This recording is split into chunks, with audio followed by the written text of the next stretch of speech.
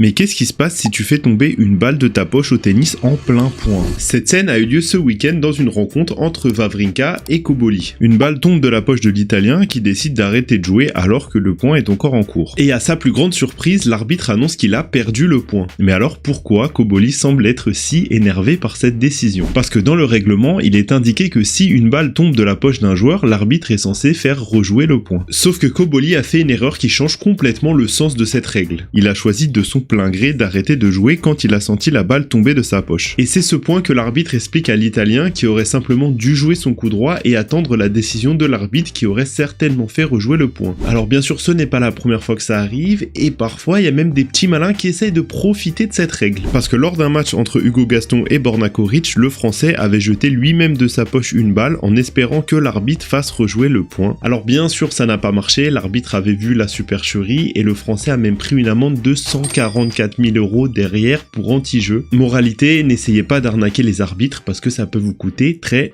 cher.